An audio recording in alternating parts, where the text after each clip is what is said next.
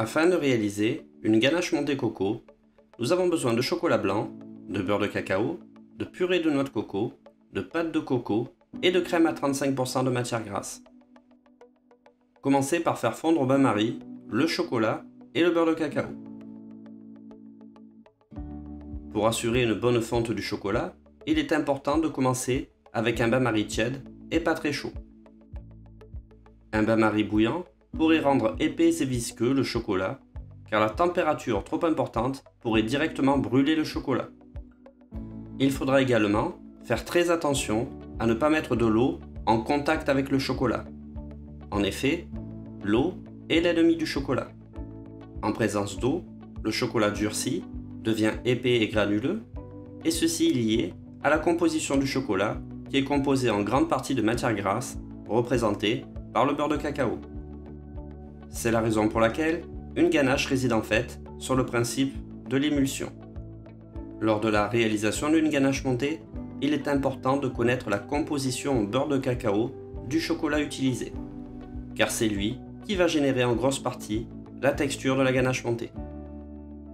Trop de beurre de cacao au sein d'une ganache montée engendrerait une texture désagréable et grasse. En revanche, une quantité insuffisante engendrerait un manque flagrant de tenue. Une fois le chocolat bien fondu, retirez-le du bain-marie. Parallèlement à la fonte du chocolat, chauffez la purée de noix de coco avec la pâte de coco.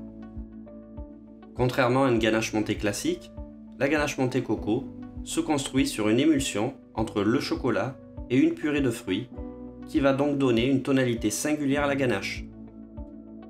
De nos jours, la présence de glucose ou de sucre inverti a tendance à disparaître. En effet, ils vont jouer un rôle sur la texture de la ganache montée, mais ils apporteront tout de même un peu plus de sucre dans la recette, ce qui n'est pas forcément judicieux. Ne pas hésiter à éparpiller la pâte de coco dans la purée à l'aide d'un fouet. La présence de pâte de coco dans la recette va renforcer considérablement le goût et donner une typicité intéressante.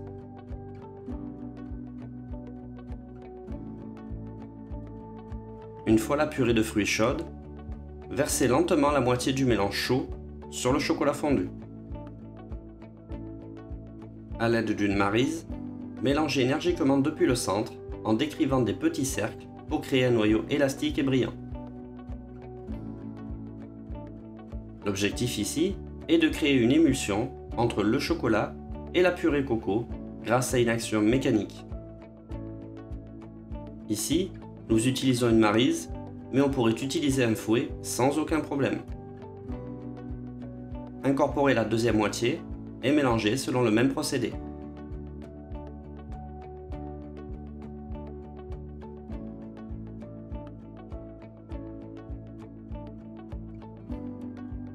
L'émulsion étant réalisée, on peut à ce moment-là ajouter de la crème froide.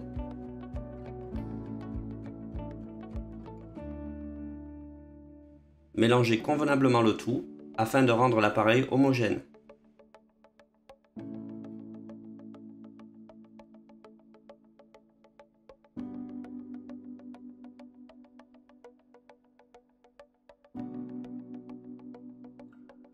Filmez au contact et entreposez au frais afin de faire refroidir la masse.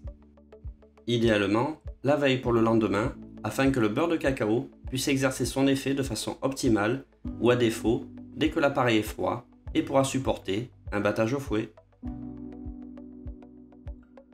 Une fois l'appareil refroidi, on observe un changement de consistance lié à l'action du beurre de cacao. On peut donc monter le tout au batteur afin d'incorporer de l'air et foisonner la masse. En effet, la crème a la capacité de foisonner, c'est-à-dire de capter de l'air et de prendre du volume. Le foisonnement de la crème est en partie dû à l'enveloppement de bulles d'air par les globules gras de la crème. Le fouettage de la crème va entraîner la rupture de la membrane des globules gras et l'incorporation de bulles d'air grâce aux nombreuses branches du fouet. Progressivement, les globules gras vont envelopper les bulles d'air et les retenir. C'est la raison pour laquelle il est important de travailler avec une crème froide afin de conserver les globules gras le plus solides possible. Par lien de cause à effet, plus on bat une crème, plus la consistance va devenir épaisse, et ceci est lié à la présence de matière grasse. Il faudra donc faire attention à ne pas trop battre la ganache montée en raison de sa proportion matière grasse qui cumule le gras de la crème et le beurre de cacao du chocolat. Veiller à conserver des ganaches montées souples, ganaches montées qui pourront intégrer une multitude de recettes avec le gros avantage de supporter la surgélation de par leur richesse en matière grasse.